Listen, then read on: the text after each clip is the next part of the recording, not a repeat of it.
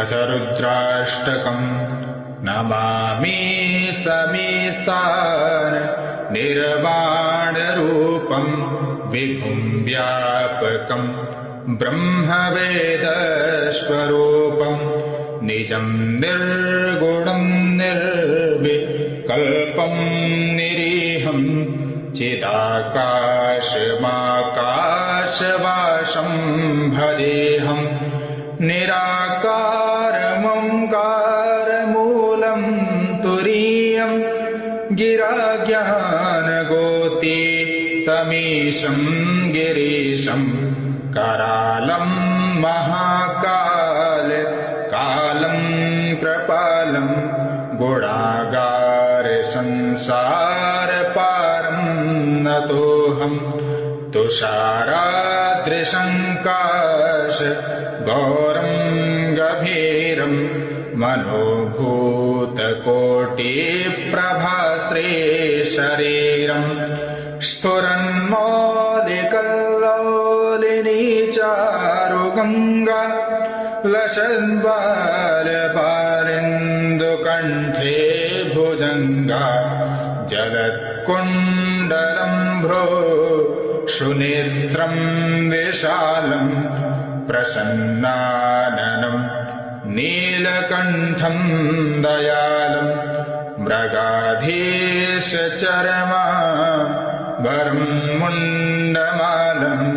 प्रियं शङ्करं सर्वनाथं भजामि प्रचण्डं प्रगष्टं प्रगल्भं परेशम् अखण्डम् अजं भानुकोटिप्रकाशं त्रयाशूलनिर्मूलनं शूलपाणिं भजेऽहं भवानीपतिं भावगम्यं कलातीतकल्याण कल्पान्तकारी सदा सज्जनानन्ददाता पुरारी चिदानन्दसन्दोह मोहापहारी प्रसीद प्रसीद प्रभो मन्मथारी न यावत् उमानाथ पादारविन्दम् भजन्ते हलोके परेवानराणम् न तावत् सुखं शान्ति सन्तापनाशम् प्रसीद प्रभो सर्वभूताधिवासम् न जानामि योगम् जपं नैव पूजां न तोऽहं सदा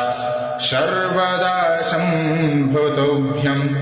जराजन्मदुःखघातप्यमानं प्रभो पाहि यापन्नमामि शम्भो प्रभो पाहि यापन्नमामि शम्भो अथ रुद्राष्टकमिदं प्रोक्तं विप्रेण हरतोऽसै ये पठन्ति नरा भक्त्या तेषां शम्भो प्रसीदते